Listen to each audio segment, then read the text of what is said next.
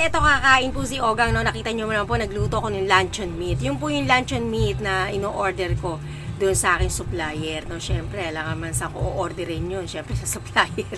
Yun po yung sinatawag nilang handsome. Mura lang po yun. So, ang puhunan lang po niya ay nasa 75. Binibenta ko po siya ng 95. O, pag utang, 95 pa rin. Okay na yun. Happy na ako doon. Oo. Kasi, malayo rin po yung supplier ko, no?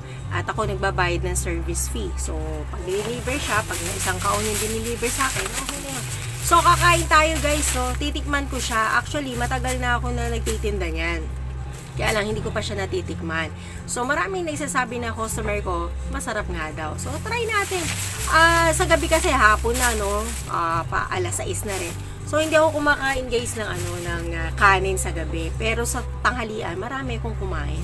So, ito po yung tira kong pandesal kaninang umaga, no? Kung mananonood kayo ng live ko tuwing umaga, ayan, may natira pong ilang pirasong tinapay, pandesal. So, bago tayo humipo ng pagkain dahil sa tindahan, mag-spray muna tayo para naman yung proper hygiene natin. Tsaka, alam niyo naman, syempre, humahawak tayo ng pera, no? Sukli-sukli, may bumibili. So, kailangan naman maglinis tayo, no? So, sabay punas dito. Yun lang yun. Ano yan alcohol na pinaghalo kong tubig. So, ito yung tinapay ko, oh, mga kaoga ngayon. Ito po yung tira. So, malambot pa rin siya. Hindi naman siya sunog, no? Hindi siya sunog.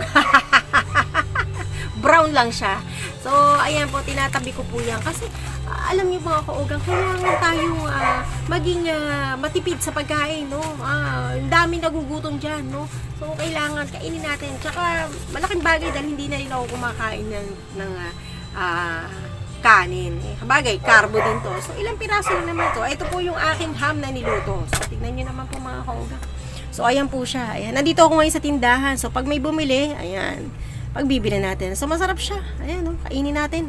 Pinapalaman ko po yung masarap nga to kung may mayonnaise pa, diba? Ayan, medyo, ano yung aking ano eh. Ayan. Kainin natin. Masarap to, may ano eh. Meron siyang, ayan siya, oh, ham. Para siyang style yung, spam. Yun, parang spam. Pero kasi yung spam, malaki yun. At, ang bili ko doon, 240. So, halos kalahati, no? Ayan, ganyan lang kung magpalaman niya mga kaugas. Lagyan natin ng ketchup para mas bongga. Ketchup. Ayan. Unang kagat para sa iyo mga kaugang. Hindi nabili. Wait lang ha. Ulit tayo. Madumi kasi mga pera guys, no? Siyempre kumakain tayo. Humihipo tayo sa pagkain, no?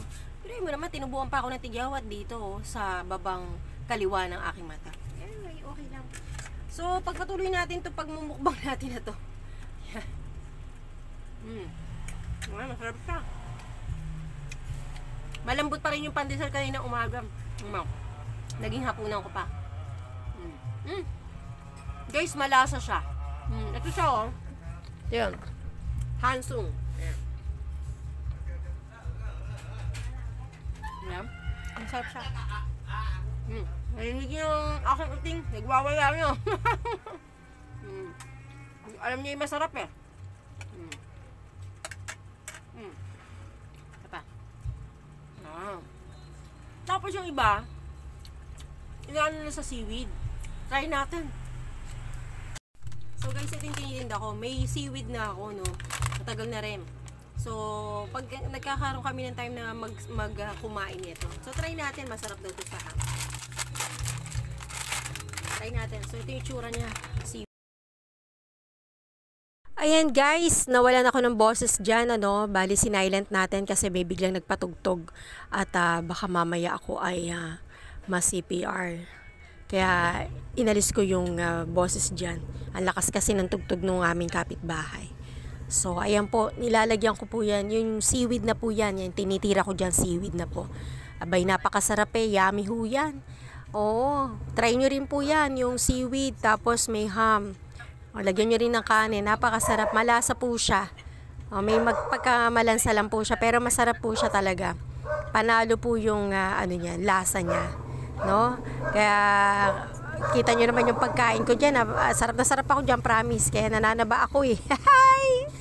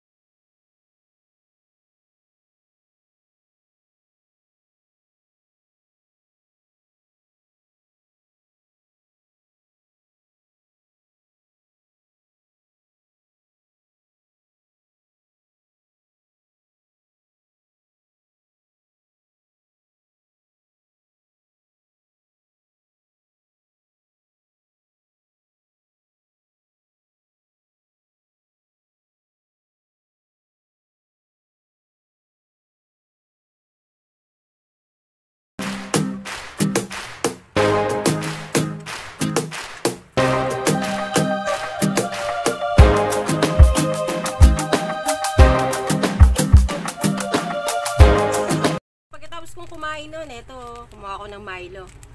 Tapos, tubig na mainit. Di ba? Pang ano ng ano. Kasi yung ating seaweed, medyo malansa yun eh. So, kailangan medyo matamis. Yan. Gusto natin yung Milo. Sarap to, guys. Hindi nga ako kumakain ng kanin. Lakas ko rin naman kumain. Ano ba yun? Well, pag nagkakaedad na tao, wala. Hindi na talaga papayat. Pataba na tayo. Tingnan mo, may tigyawat pa ako. Nakakainis na. Kasarap.